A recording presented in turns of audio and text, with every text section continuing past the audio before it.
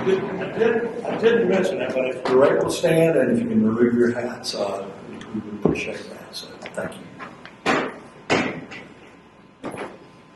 Pledge allegiance to the flag of the United States of America and to the republic for which it stands, one nation, under God, indivisible, with liberty and justice for all. Thank you, God. I appreciate it.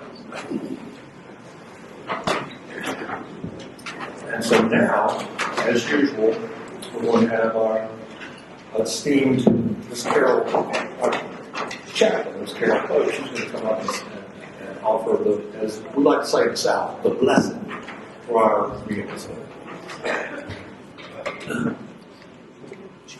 Well, good morning. So good to see you. What a special day this is for us. Today I'm going to specifically focus on heroes and how we can all be heroes. So let us pray. Dear God, on this day of celebrating heroism and tradition, we come to you humbly with gratitude and appreciation for all the heroes in our lives, and especially for the Pickett family and all that family has given.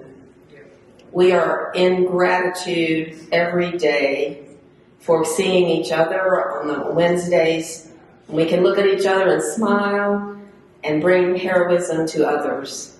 Let us remember that these are people who have set great standards for us. Let us continue to offer our services in whatever way we can to bring heroism to the lives of those that we encounter, and to keep in mind the great traditions of this season. We are so grateful today for the food prepared from David and his team. Such delicious fare. We are also grateful for the leadership of this club who have brought us this program, and specifically our member, Mr. Hanhan, who has put this all together for us. We're very excited and pleased. We are also grateful this time of year for those who make our lives easier and for those who provide the steam to move us forward. Amen.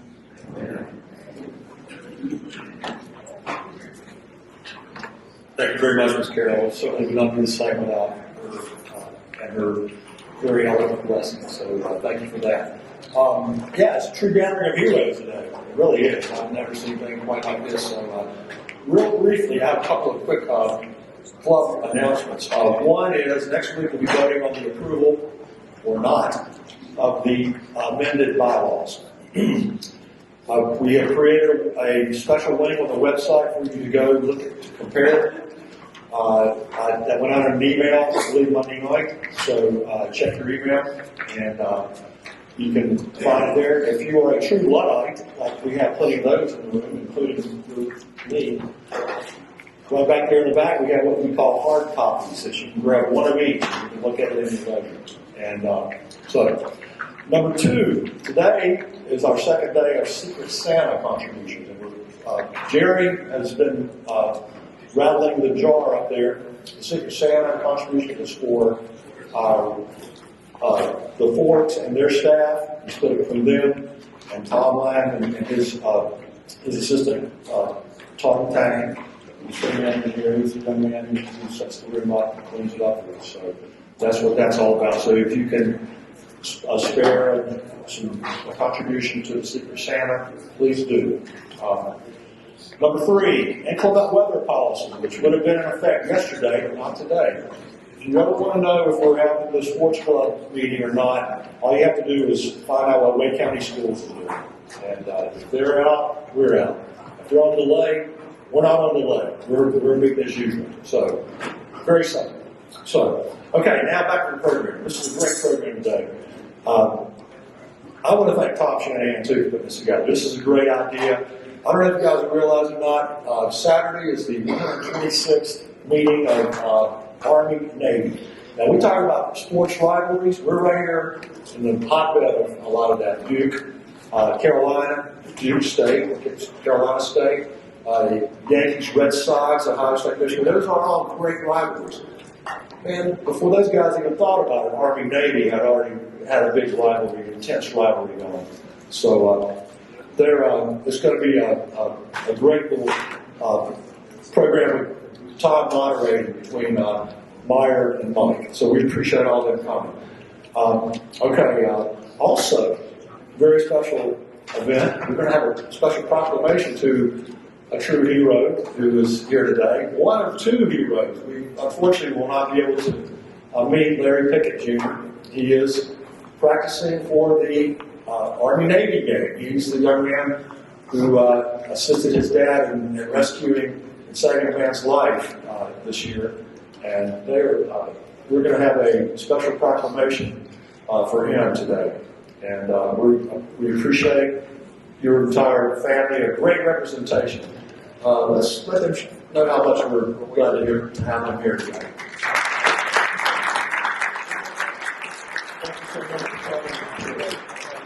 Is Corey Branch? Is he here? Okay. You may still be on the way. All right.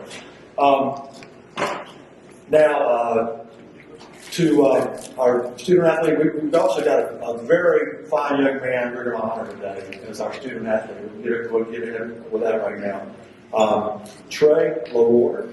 He is a multi-talented athlete and great student from Millbrook High School, and he is here with his family. And as John Watkins approaches the stage with Trey and his coach, Mr.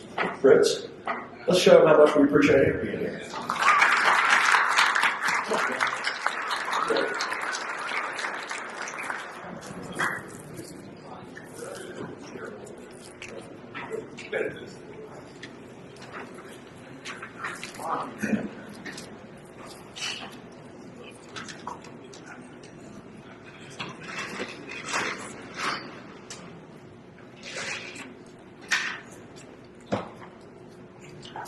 Good afternoon, everyone. It's my pleasure at this time to introduce you to our Student Athlete of the Week, Trey LaWard from Millbrook High School. Joining him today are his parents, Catherine and Carl.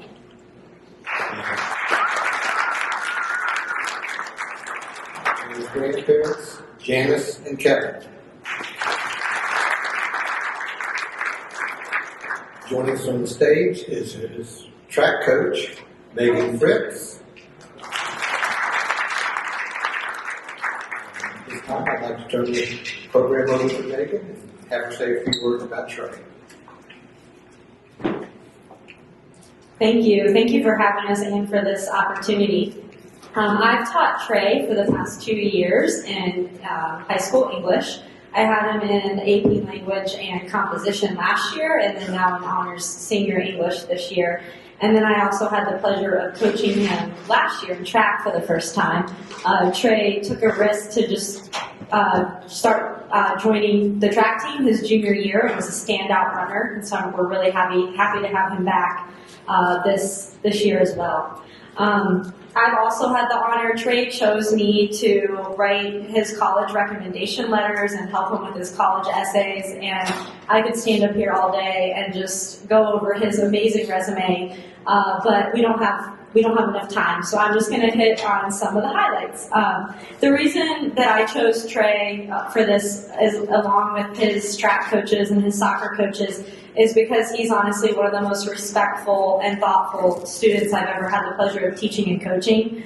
He's one of those young men that it's rare, but he'll walk into my classroom and just say, "Hey, Miss Fritz, how are you doing today?" And a lot of kids just come in and just sit down and they're like, "I don't really want to be here." But Trey is actually he's actually happy to be there and excited to learn and ask good questions, and he's really inquisitive, and he's just really intentional. So the other thing about Trey that I love is that he has a really strong sense of responsibility that I feel like is wise beyond his years. I found out this morning, I didn't even know Trey is such a young student for his class. He's only 16 at the moment, and he's a senior. And I could not believe it because he's so mature. His sense of responsibility is to his teammates, to his family, and all of his college essays he's writing about you guys, and also his future in biomedical engineering. He's had a lot of STEM service at the hospital. He got to see a knee replacement? Yes. Yeah, and I can't believe what he's done as someone who's only 16. And the other thing I really like to highlight is his leadership. That's the big reason why I chose him to come up here today. He leads in the classroom by helping others, and if I have a class of 30, that's so helpful because Trey will just say, hey, she wants you to do this. Did you think about doing this? And I'm just like, gosh, I just wish I had 30 of him in the room. He also leads in soccer and in track. That's a real reason we're here, is the sports piece, with him being a student athlete. And so as far as his commitment to that, he was a team captain for the Wake Football Club. He was also last year, he was a junior captain his junior year for our Millbrook varsity soccer team. And this year he was all conference in all regions. And in track and field, you just can't ask for anything more. He pushes himself beyond the limit. Even when his hamstring's hurting, he's out there and he's like, no, I can do one more. And I'm like, okay, come here. Let's take a break for a second. And lastly, I want to talk about the Scouts. He's an Eagle Scout. His STEM service, his project was STEM related with that, creating benches for outdoor learning at Brassfield Elementary School. And he's also was a patrol leader this past year, and I know it's a big connection to his family with his dad working in the Scouts. So anyway, some final notes. He leads with compassion and purpose. He's a once-in-a-lifetime student, and I know he has a very, very bright future in biomedical engineering. So congrats to Trey. You're very deserving.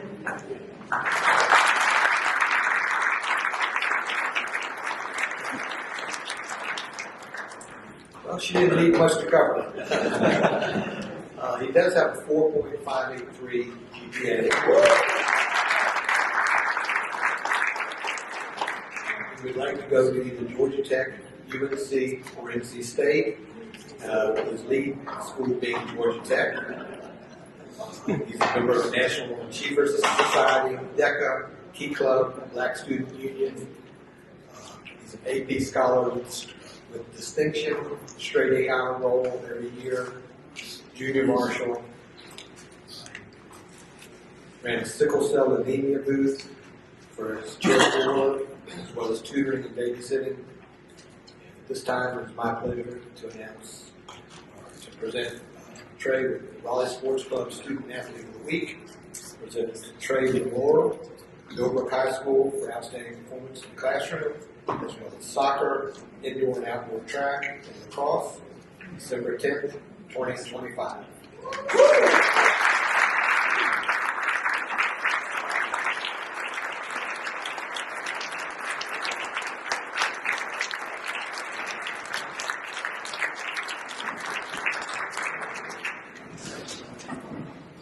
First of all, I'd like to thank you guys for having me here, and I'd like to thank Coach Rich for nominating me, and my parents for always being there with me throughout everything that I did. But I like to say the biggest thing that I've learned through sports and academics is just to be curious. And being curious can be in all types of forms. Like in the classroom, it's obviously asking questions when you don't understand something, or even if you just want to learn more. Where asking questions has helped me learn more than anything that I could learn just from listening to a teacher. Where it let me learn that I really love biology, and that's what made me want to major in biomedical engineering. Asking my teacher more about how cells work, I dove more into it, and I learned that with my mom having sickle cell, I learned more about sickle cell, and that's what caused me to run the booth of sickle cell awareness. And so I think it's just important to be curious with everything that you do. It shows that you actually care. And I think compassion is a very big thing, because showing that you actually care is the biggest thing that someone can really notice. Because when you show that you care, it goes a long way. And so I just like to tell everybody that just be curious.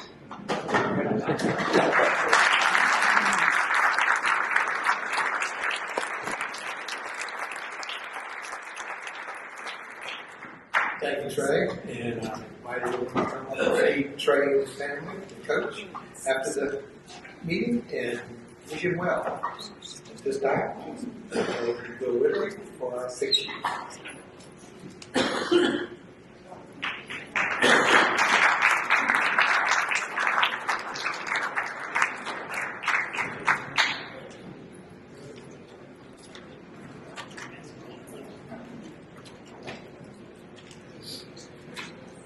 Hello, everyone. Again, we have a great participation on our pick sheet. We had over 60% to participate, and I'm delighted. I know I asked Rob this earlier, as he was the secretary last year, and I said, how many perfect scores do you have? He said, none. Well, as y'all remember, a couple of weeks ago, I had the first one, which was 13. Well, today, we have another person that got all 13 correct. So I said, I thought it was hard, but obviously it's not. So, Tom Langston, where are you? 13 correct.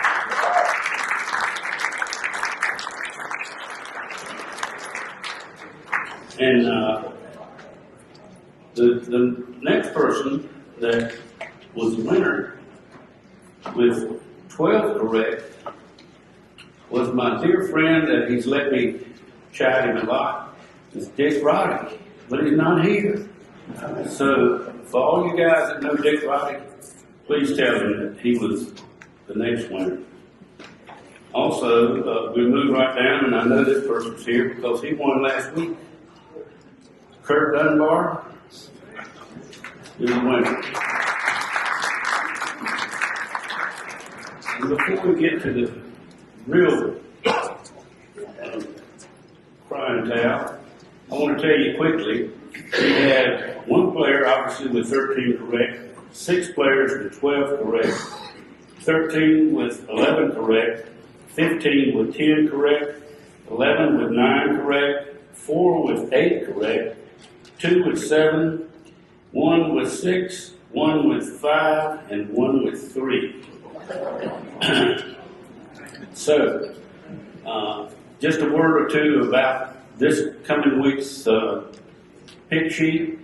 We obviously had a great intro into our game, recognizing our honor today, but we have only one football game, and that's Navy and Army. So the rest of the pick sheet, as you can see, is the first 6 is the men's basketball game and 6 of the women's basketball game. So I expect you women to really stand up and wear it out. But we come to that infamous crying towel. And I know we've got a lot of frowns and all that, but we're going to try to get it done. Dick, Hydro, Hedros, the other guy. Thank you for participating.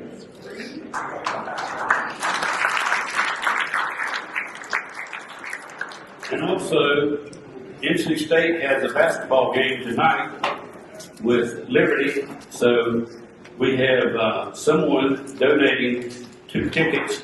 So if you see me after the program today, I'll sign you up. So thank you all very much. Please participate. And we will have our esteemed program chairman to come in and start us off on our program. Sally she gets a great program all the time. So come up. Good afternoon. Quickly, I want to do this. Next week, Jeff Bradley will be our speaker. That concludes our 2025 portion of Raleigh Sports Club.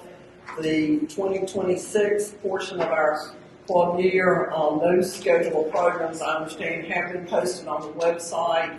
We have several we're still working on, but for the most part, 2026 programs are set. The first thing we're going to do is show a video from ESPN talking about the rescue by Larry Pickett Jr. and his father, Larry Pickett Sr. And then I'm going to introduce, after that concludes, Corey Branch from the Raleigh City Council on behalf of Mayor Janet Cowell, who signed the proclamation, who will present an actual proclamation to the Pickett family.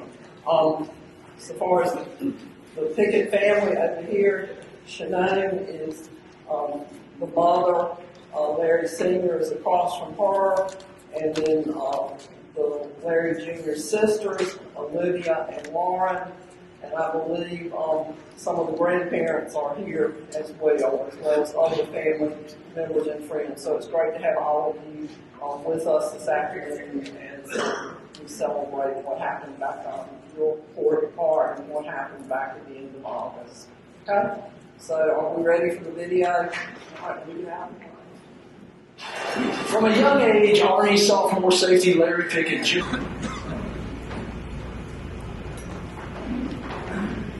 It's my pleasure to introduce Raleigh City Councilman Corey Branch, who represents District C and was first elected to the Raleigh City Council in 2015.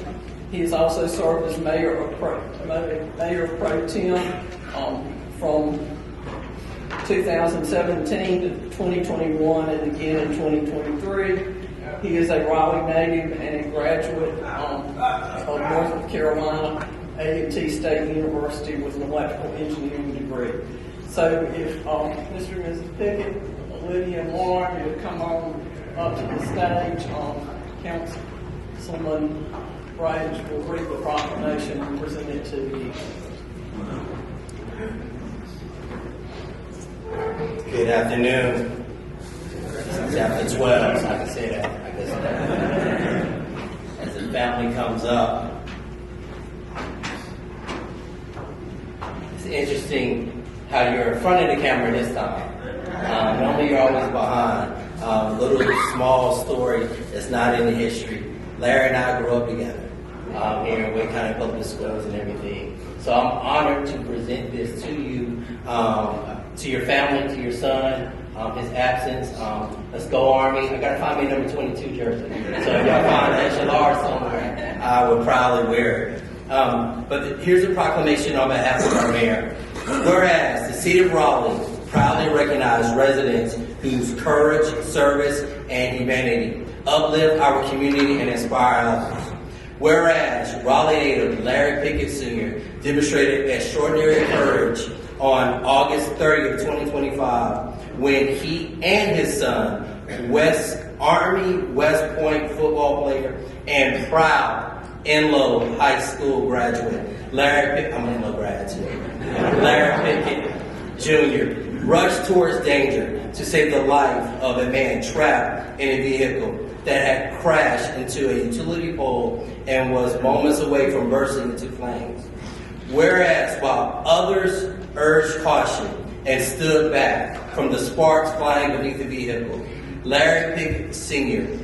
ran directly into harm's way, prioritizing another person's life above his own safety, and in doing so exemplified the highest ideal of courage, service, and responsibility to one's neighbor. And whereas the Pickett's heroic act quickly reached national audiences, shining a positive and powerful spotlight on the values held within Raleigh and across Wake County.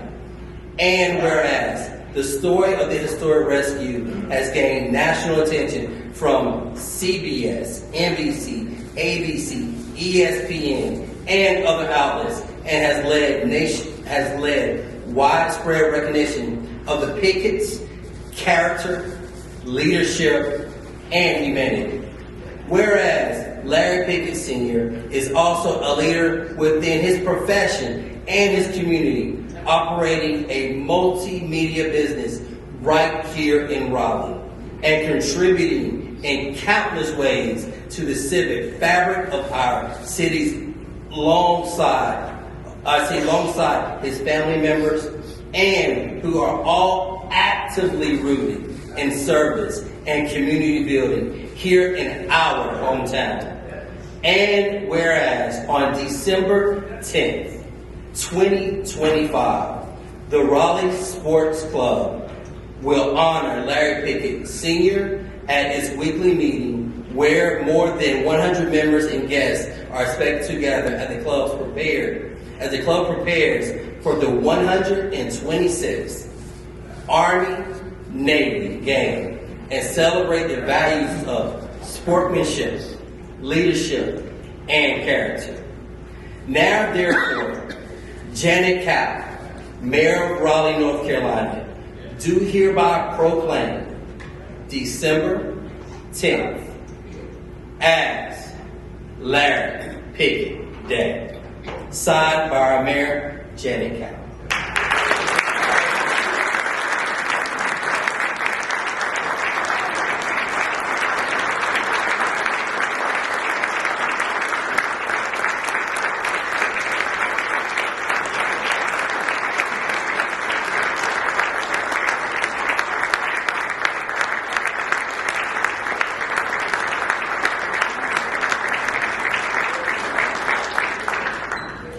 Thank you, Mr. Branch. Thank you for the Raleigh Sports Club, our family. Thank you for our extended family, our blood family, our church family. Thank you for everybody around the country and even around the world who reached out to us. The many messages we got and just thanking us. But what I want to say is Larry Pickett Day is December 10th, 2025 now. But I want people to also think of the first responders on this day. Because if an accident like that were to happen 10 minutes from now somewhere, and they call 911, Larry Pickett is not responding. It's the first responders who do this every day all around the country and around the world who signed up for that, who signed up to wake up and not know what type of accident they may be helping somebody from on that day. So we're very grateful. I want to specifically thank Tom Shanahan, that is over here to my right, if you wave your hand.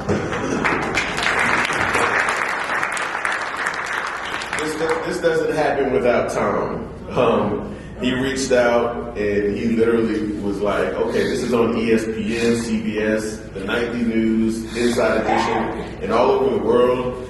Raleigh needs to recognize you guys. And I'm like, and if anybody knows my son, and I've told this story in a few interviews, he does not like the attention. He doesn't like media. He has a social media that he doesn't even post on. A quick story, when he was in high school, and as they mentioned in the proclamation, I have a production company, so I do a lot of videos. So of course, I'm going to videotape my son scoring touchdowns and interceptions, right? And I would put together videos for him to post for the coaches to see for potential scholarship. And he wouldn't even post it. He doesn't like the attention. So I had to create, back then, a Twitter. Right now it's X. Just so that way I can get it out there. So in terms of this attention, he doesn't like any of it. So on behalf of him, on behalf of our family, and one last thing, if you think that you've seen something amazing with Larry Pickett Jr., wait till you meet Olivia Pickett and Lauren Pickett.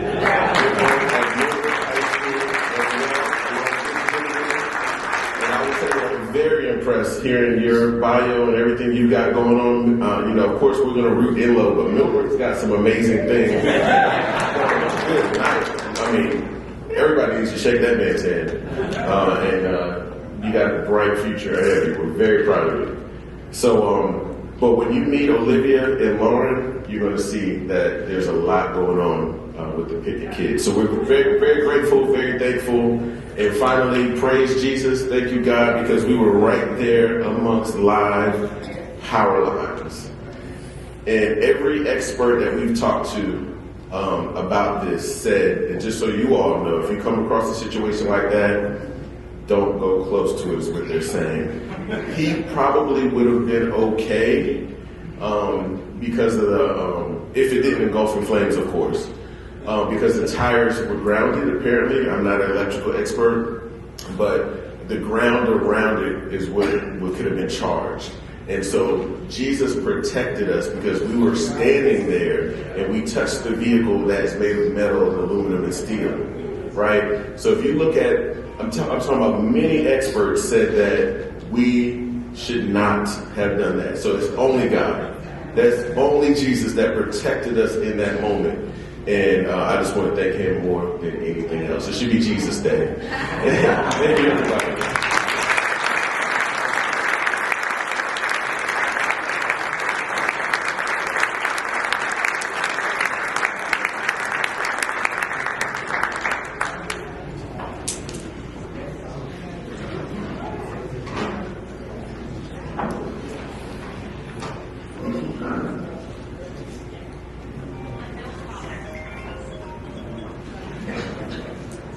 Okay, I'm going to do a very brief introduction so we can go ahead and get Tom's Q&A started. Mike Houghton, who's in the back, is a 2018 graduate of Army West Point. He's originally from Arlington Heights, Illinois, and played on the offensive line of the Black Knights. After receiving his BS degree in System Design and Management, he was commissioned as a field artillery officer, spending most of his time at either Fort Bragg or at Fort Sill in Oklahoma. Serving in the Army's 82nd Airborne Division, he completed Airborne School and Ranger School. Once discharged from the Army in May of 2023, he participated in Hiring Our Heroes Fellowship and interned with John Deere in Pickett Arena. He currently works as a global enterprise account executive with Cisco selling cybersecurity. His first year after graduation, his first duty station was at West Point, where he coached the offensive line at the United States Military Army Preparatory School, helping the team to an undefeated season. Meyer Crawl II is from Durham and played football and ran track at Hillside High School. During his senior year, he led his team to the 4A state football championship, and he also served as the team captain. At the Naval Academy, he played on special teams as an outside linebacker. After graduating with a degree in English languages and literature, Meyer served in the United States Navy for 8 years. After being commissioned as an ensign, he worked on numerous ships, one based in Jacksonville, Florida. He also was stationed in Norfolk, Virginia, Pascagoula, Mississippi, and as an anti-terrorism officer on the USS Whidbey. He deployed 3 times during his Navy service, including a tour in Guam. And at the time of his discharge, he had earned the rank of lieutenant. He is now a fatherhood advocate and a certified parent coach, where he encourages and educates dads on the role of fatherhood and conscious parenting. And we're delighted also to have his sister here today and his 7-year-old son. So welcome to you all.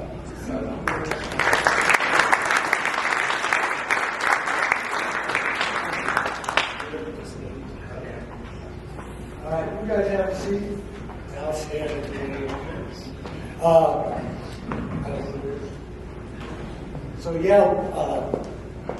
We were talking a while ago about having an Army-Navy celebration, and it's great the way this came about. And I write stories for the News and Observer on top high school athletes. And the first one I wrote this year was about how the NWEL coach has been dedicated to rebuilding the program so the kids can have an experience like he had when he was at NWEL. And well, who's better to get a quote from one of his former players than a kid from West Point, Larry Pickett Jr. So, and then 2 weeks later, I'm reading on ESPN about this event, and that's how this all came together. But I've known Meyer Crawl for quite a few years, since his Navy playing days, and I wrote in the News and Observer about how he and his teammate Vad Lee, who played at Georgia Tech and James Madison, started a scholarship fund, and then thanks to the Army Alumni Office, we were able to find Mike Houghton, who lives in the area. He's from Illinois. So that's plenty. I just want to give that background. So I'm going to ask you both these guys. I know from writing about Army and Navy players that a lot of the kids, when they get recruited, some of them had the academies in mind because they were from military families, and some of them didn't know anything about academy football until they got recruited. And so I want both Mike and Meyer to talk about how they got recruited and what a strenuous and tough experience it is to get through the academies. You want to go first, Mike? Yeah, absolutely. Getting recruited from the academy, I had no idea what West Point was until my junior, senior year of high school, where I started getting a little bit more attention from the Army football coaches. And I wasn't the biggest in high school, about 215 as a center and defensive lineman, so that's not the best weight for a recruited Division I lineman. And so at the time, Army was focused on smaller offensive linemen, quicker, faster, so I was able to kind of sneak in that way late in the recruiting process my senior year. And when I was finally at prep school, Coach Munkle came in and changed everything, and I actually was able to gain a few extra pounds there to get up to about 300. But the whole process of getting to the academy is strenuous. It's frustrating, and I was really fortunate for my parents to be supportive and really forcing me to make the right decision. Teammates and teammates I would have, and the classmates that were there, as well as the coaches, how they held themselves to a higher standard. It was very much what I remember being in North Carolina, being from a family who really cares about what they do and why they do it. It just kind of made sense. And I also had a chance to go to school with my high school classmates. His name was Jamal Williams. He didn't get a chance to be here today. He's actually at USC completing his MBA and they have some school today, so he had to miss out on this.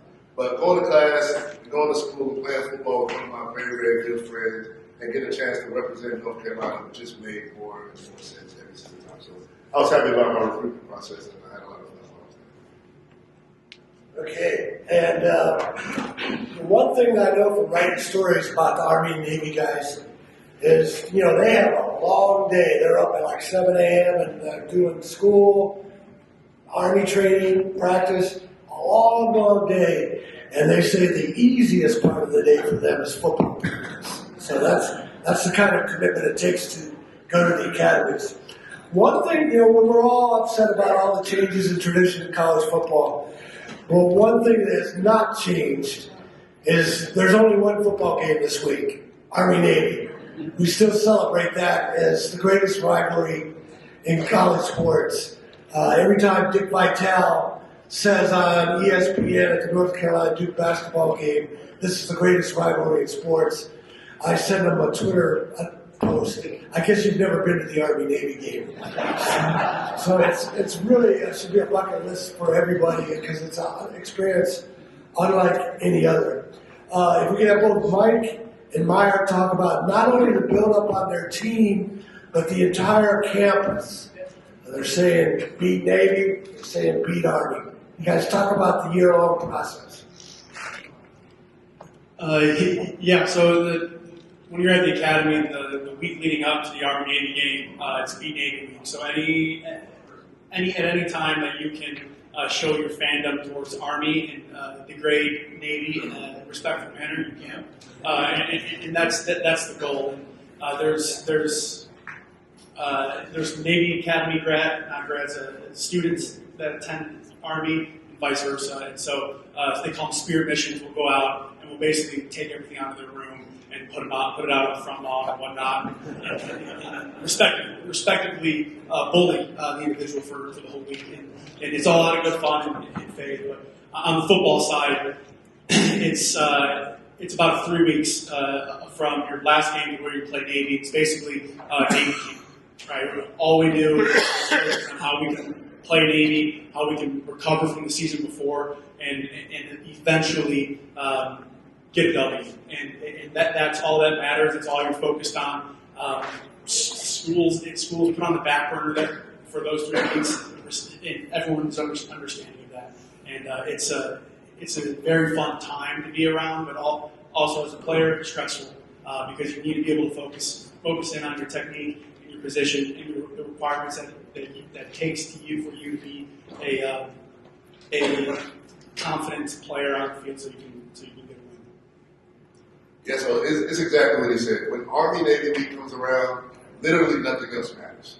And coming from North Carolina, being born and raised here, I thought I knew the biggest rivalry. You guys already know, especially if you're born here. By the time you hit 5th grade, really 3rd grade, you got to pick. Either you're going to be a Tar Heel fan, you're going to be a Duke Devil, or you're going to be part of Wolf fan. It's really it's normally either USC or Duke.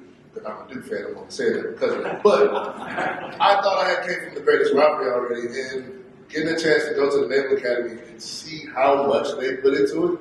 If you win 11 games straight, but then you lose to Army, the 11 games don't matter. They just simply don't matter. That is the game that matters the most.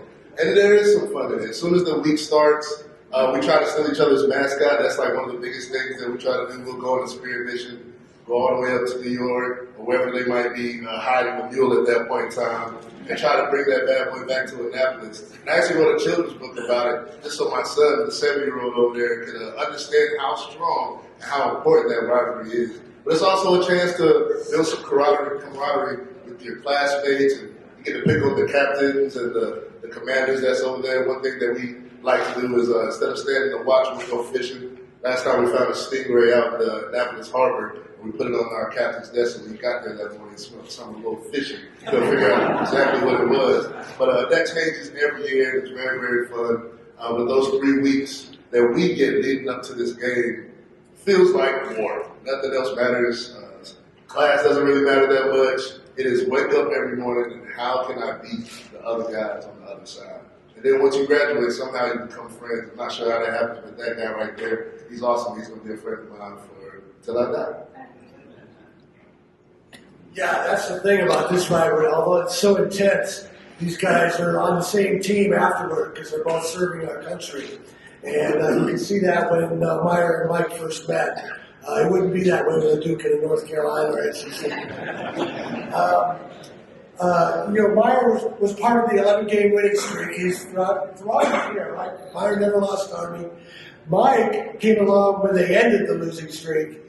And the other thing about that, so I want both of you guys to talk about the feeling of winning the game. And you want to sing second, right? Yes. Yeah. The losing team has to go sings the alma mater first, and then so you want to sing second. But so I want you guys both to talk about the feeling and satisfaction of winning. But first, one of the reasons Army fell behind Navy and Air Force is Navy and Air Force kept up to date as far as developing Division I athletes and being able to compete at this level. The Army players, they had more commitments in the off season and training, and there were more weight limitations. For example, Mike's only 235 now, but he played at 305. So you're not going to put a 305-pound guy in a tank. So Mike was there at the transition, and then now Army has had its success against Navy. So Mike, talk about that transition, and then both of you guys talk about the satisfaction of winning the game. Yeah, so I was at the prep school when Coach Ellerson, Rich Ellerson, was there, and they had a large focus on maintaining military standards. So passing the physical fitness test, the 2-mile run, push-ups, sit-ups. When Coach Monk came in, who's the current coach now, my freshman year, standards changed in terms of weight and physical constraints. So instead of running, everyone who was considered inside the box, so offensive linemen, defensive linemen, fullbacks, and linebackers, we got to run, or not run, we got to bike, I believe it was 10 kilometers in 22 minutes or something like that. It was something really easy, so a lot easier than running, having to run 2 miles. And so we just had to maintain that standard, and then that's when we could start gaining weight. And that's when I obviously put on a decent amount of weight, and our academic standards, they didn't change, but they shifted. The classes that we took during the season, we then took 2 classes in the summertime. So now our extension at the academy, we were taking class almost year-round, but during the season, we had lesser credits, so we could focus on our bodies and the opponents that we're playing. And then to move forward into the first year that Army beat Navy in 14 years, It's an amazing experience. When it happened, the entire Corps of Cadets charged the field at Lincoln Financial, and no, it was Baltimore. I'm sorry, not Lincoln Financial. It was at Baltimore, and it's an amazing feeling to know that we were able to get over the hump. We reached where we wanted to go, but we knew that we still had many goals to achieve after that because we did not beat Air Force that year. We barely made a bowl game, so we needed to come back the next year to be able to win a Commander-in-Chief trophy and extend the Army football name a little bit further. So it was an amazing experience being able to see the transition from pre-Monken all the way to being Navy. Absolutely. One thing he just talked about, I don't know if you guys really caught how hard it is. Think about being 305, 310 pounds in December around bowl game time, or in December about the Army Navy. Your PRT is like February, March. You got to get back in standard. So you got big linemen who are literally pushing other big linemen down there, 600-pound collision, and in 3 months they got to lose 60 to 70 pounds just so they can run a mile or a mile and a half. And guys, I've seen those big guys get down and run right past. And it is an amazing thing to see. So I take my hat off to you for being able to do that. I was a linebacker, cornerback guy. I probably shifted between 5 and 10 pounds. It was never my life to do that, but that's always amazing. Now, winning the game is another amazing thing. I think the only scary part about that is that I was a part of that 14-game winning streak. No class wants to be the class to end the streak. Now, when I graduated, we were the 14th year, so I made it out, won 4 games in a row. As soon as I left, that guy over there broke that streak, and he made it happen for Army, which is exactly what they want to do. It's so cool to see. You want to win, and you want to sing second. Singing second is literally right after the game. We have the integrity enough to get both sides together. Their team gets together, our team gets together, and we go to the sideline where the school is. And during that time, you'll sing your alma mater. If you lose, you can only imagine the song doesn't sound that great. It's kind of slow, kind of sad. Then right after that, you sprint to the other side, and that team comes with you, hand over heart, and you sing your song, you sing your heart out. It's an amazing, amazing time, and there's no better feeling in the world to be a part of. Yeah, and one thing I should have added, when Army realized they had fallen behind, Navy actually helped them realize the difference in their programs. The Navy athletic director, they have a lot of meetings, and they helped bring Army back up to speed.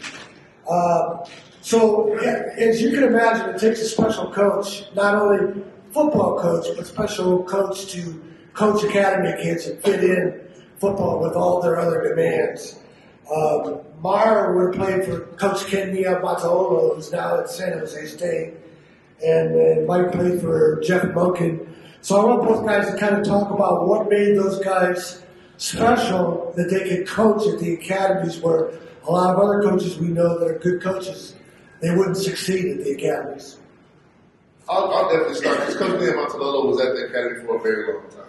And as you know, being an athlete in high school, middle school, even if you started in elementary school, it is a huge transition to be able to leave your family and go do something that you love that kind of turns into a business, because those guys on the sideline, those coaches, they're paying and they're playing and they're coaching to make money for their families. And of course, they're going to be passionate about it. That money sometimes can make coaches switch. And as you see right now, not only do players switch, you have some coaches who might be at 15 different schools in 18 years. Coach Liam Montalolo was definitely there for the guys. He was an extremely loyal person, and he knew every single player by their name.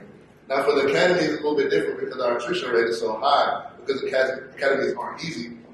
You can have almost over 120 people on that football team, so to know every person's name, normally knows their mother's name and their father's name too. When you leave high school and you join that program, you truly do feel like you're joining the family.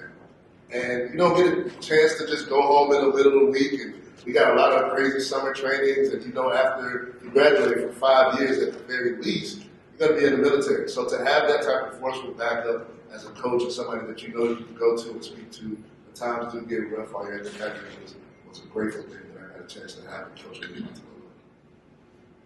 me. Myra said something funny for the coaches knowing everyone's name. Coach Monken always had a requirement that you have to know everybody's first name, last name, hometown. During summer ball, we have a whole month together where we live at the stadium basically. And you're sitting there having a conversation with your team. He's forcing players, upperclassmen, to interact with the underclassmen and vice versa, so they can know each other, know everyone. Because when the school starts, you get pulled in many different directions. You might not interact with a freshman that is the cornerback while I'm a senior on the offensive line. But during that summer ball time, that's my time to converse with everyone. And Coach Monkey really enforced that brotherhood, and he did care a lot. And for a head coach at the academy, there needs to be an understanding of academy requirements, but an understanding of how a football team is supposed to be run and how a successful team is supposed to be run. And there's a very fine line that they ride, and both coaches have really found a way to make it work, to win on Saturdays, but as well as have all of their players show up for military requirements during the summertime as well as during the school year. Okay, couple of more quick comments, and then we'll open it up for questions. I want to be sure to give Ruff McNeil a mention here. Ruff was a coach at East Carolina, played against Navy. Ruff, of course, is now at NC State as an advisor to Coach Doran. And I had him on the podcast on my website once talking about his experience and how Jimmy Ray, who's the subject of one of my books, as a black coach was an inspiring story for him. And when we were talking about the Army-Navy, playing against Army and Navy, 2018, Army almost won at Oklahoma. The game went to double overtime. And in fact, if Tyler Murray wasn't Oklahoma's quarterback, Army would have won.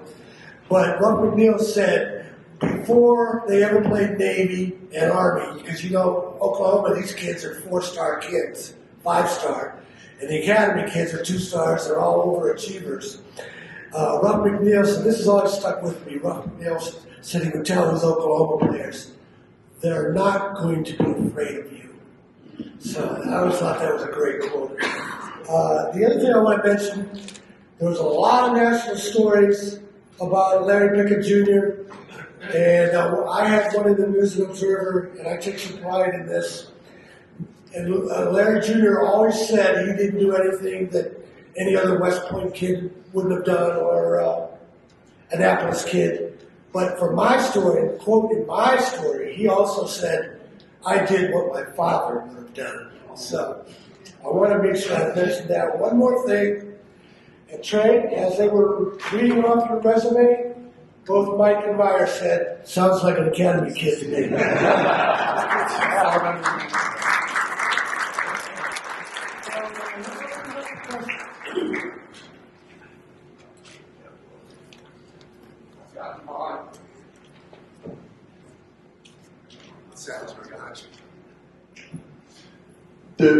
Do Army and Navy get involved with the portal and name image and likeness type of stuff? Yeah, it does gets pretty tricky because at the academies they do have it in writing that we're not allowed to collect money. So no collectives, no name, image, likeness type stuff. So I believe at Army too, your first 2 years, it's kind of like a trial run. Of course, your grades still count, you still get a chance to play, but your commitment doesn't really start until that junior year. That's when we call 2 for 7 at the academy, where you actually have to sign a paper and say, I will stay. Now, if you decide to leave after that 2 years, you got to pay that scholarship back. So that junior year you decide to leave is about $275,000 for us.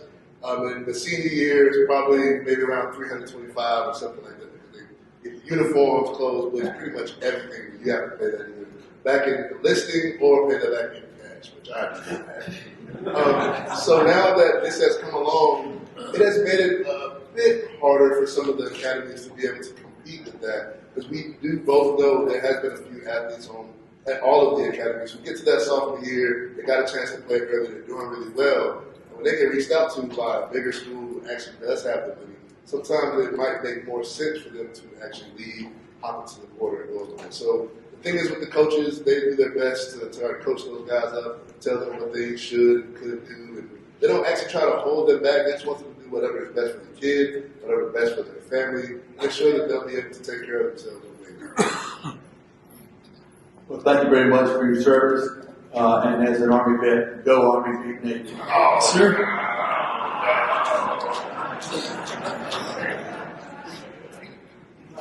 One of the, just aside, my daughter went to the Air Force Academy, my nephew went to the Naval Academy, and so I know your stories. My daughter told me the other day, talking about sports. She's got a daughter that plays tennis. He said, my daughter was a swimmer, and he said, let me tell you about being at the academy, taking 23 hours, including two courses of calculus. Is that kind of, you take calculus? Yeah, I took 3 of them. Well, I was 2 at the same time. But anyway, he said the sports to her, and you all, I think one of you mentioned that was my happy place. You know, you go, you get up at break of dawn, you go to formations, and then you go to practice. That was their happy place. And I see both of you shaking your head. That was, football can't be a happy place, but all the time. Yeah, that's a very funny comment you made, because I mean, I can might fail a test or quiz. It is what it is, and then when I'll go up the hill and go practice, and that's where I feel more comfortable, being able to put a helmet on. And if I am wrong, I can still run into somebody. I can't really do that in class. But yeah, it certainly was a way to break away from the academy, from school, put your mind separated, and focus on what you can do. But that's what she said. One of the things, John Feinstein wrote a book in 1996 called Civil War. Are you familiar with that? You are. It's a year of the Army Navy preparation. They follow people playing. And I pulled my book out just coming here today, and I ran across a copy of a sports writer that wrote for the Philadelphia Inquirer, talking about the Army Navy. This is what he wrote in 1996 about the Army Navy game. No other game affects so many people, and no other game consistently serves up such extraordinary drama and entertainment. If the final margin is no closer than a field goal, you want your money back. So, I hope you all felt the same way. Congratulations. Thank you, sir. Thank you, sir. Any more questions? Mike and Myra, we thank you. We got later. Oh, they should be here. How tricky is the midline triple option? Good question.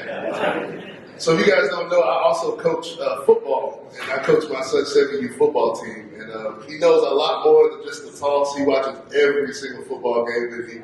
We stayed up and watched the, triple, quadruple overtime, Georgia Tech game. So the boy knows football. And what he's asking about right now is the midline triple option, which I know you know a lot about. It's what allows the academies to be able to really have a competitive chance against bigger schools, because we have faster, quicker linemen, and everything we do is tricky. You can only run it if you're a focused individual and you really know what you're doing. So it is very tricky. From a defense point of stance, it's very, very scary, because you can't have what we call eye violations. So if you get down there, you sit in your stance, there's a few things you got to do. You got your alignment, so that's exactly knowing where you're going to put your feet, where you're going to line up, and you got your assignment. Who should I be looking at? You got your reads and your keys. So you think you got 3 different running backs back there, you got a quarterback as well, so that's 4 different people that can possibly get the ball. Now you got receivers on each end too, so you got to have a good eye to watch your keys. Now that old lineman, if he steps forward, it's probably going to be a run. If he steps backward, probably going to be a pass. But don't forget, you got running backs going that way and that way too. So when you get that midline, you got the biggest guy, that big back in the back, and that quarterback fakes it to him. Then he runs to the right like he's going to toss the ball, but instead he backs up to throw the ball, and you better have your eyes in the right place. So it's a tricky thing, and I do hope you get a chance to play against it so you know exactly what I'm talking about. Good question.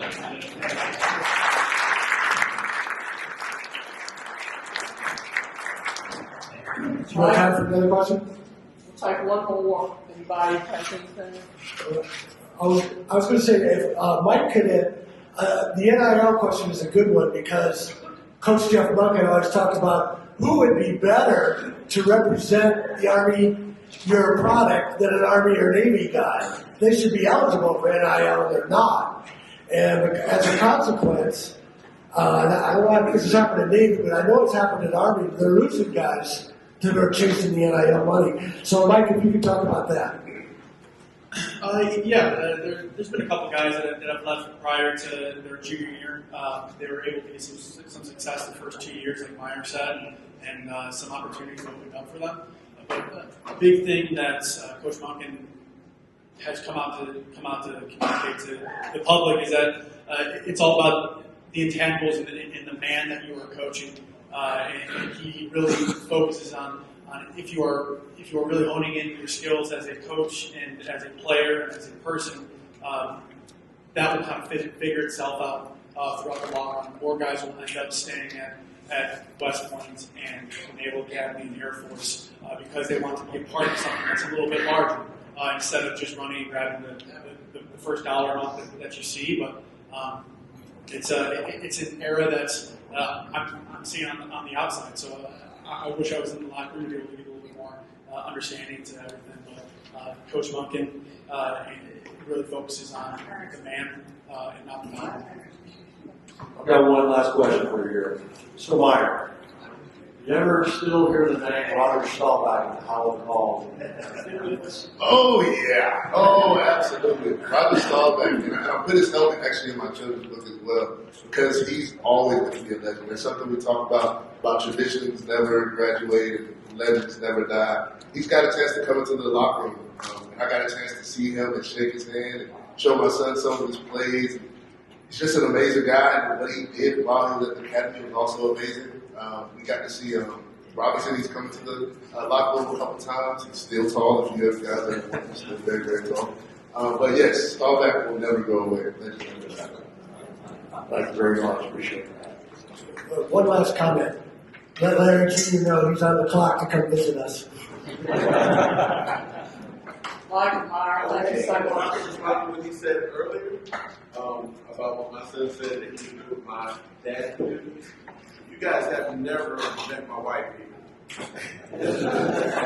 The most amazing person, and the reason he is who he is. Of course, I had a little bit to do with it, but you guys are bigger, right? Yeah. The reason who LJ is who he is, I have a little bit to do with it, but most of it is this one right here.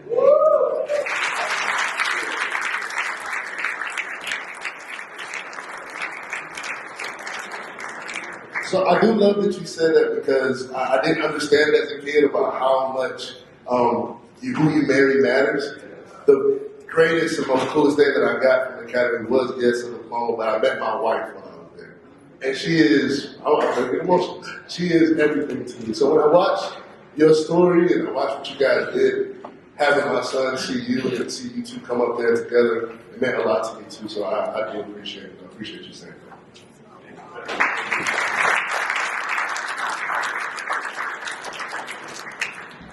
And I also, Mike is married and has a 1-year-old son now too. So he's got. I'll have Meyer combine and teach him some footwork too. I got you, brother. I got 4 boys, 1 girl. I got you, man. Okay, Mike and Meyer, thank you so much for coming today.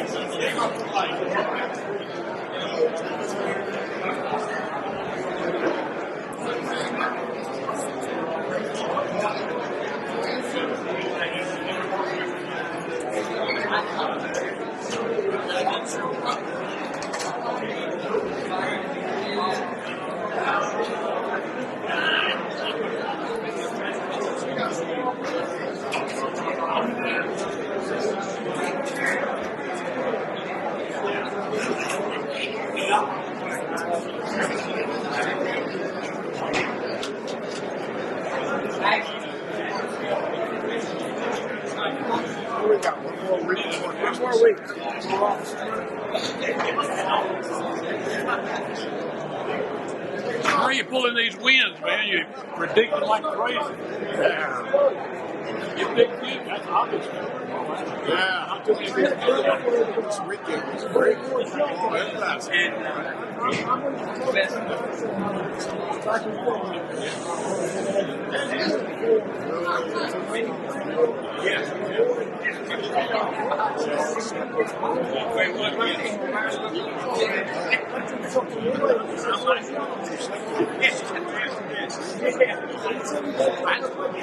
Yeah.